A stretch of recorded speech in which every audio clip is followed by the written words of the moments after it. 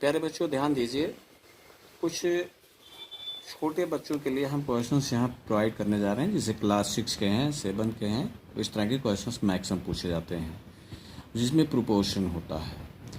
तो यहाँ पर देखिए, जो प्रोपोर्शन होता है इसमें से कुछ क्वेश्चंस पूछ लिए जाते हैं और बच्चों को कंफर्म नहीं रहता है।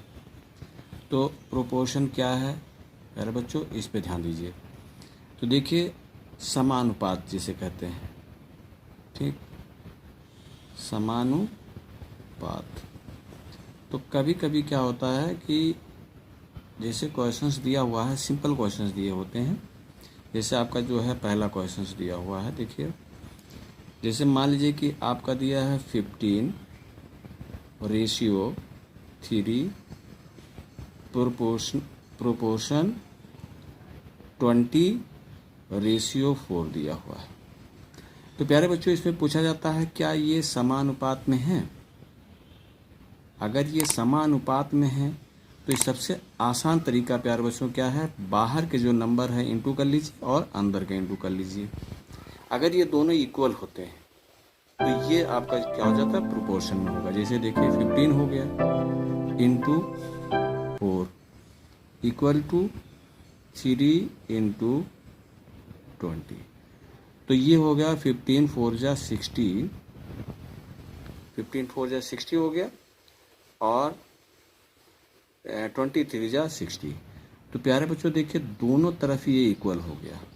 जब ये इक्वल हो जाते हैं तो ये समानुपात में होते हैं, प्रोपोर्शन में होते हैं। तो ये चीज़ आपको बहुत आसानी से समझ में आ जाता है प्यारे बच्चों।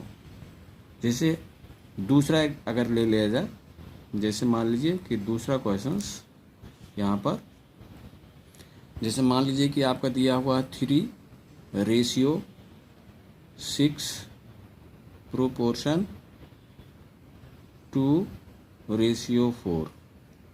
अब मान लीजिए कि ये क्वेश्चंस आपके पास दिया हुआ है, तो इस क्वेश्चंस को जब सॉल्व करेंगे तो प्यारे बच्चों सेम वही कैटेगरी आपको अपनाना है, तरीका मेथड वही होगा।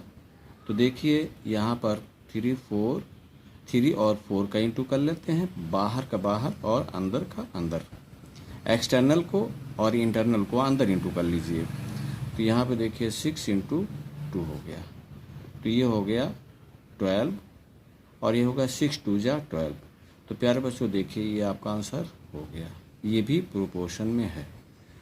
तो इस तरह से क्वेश्चंस आपको समझ में आ जाएगा। कभी कभी प्यारे बच्चों इसमें क्वेश्चंस पूछा जाता है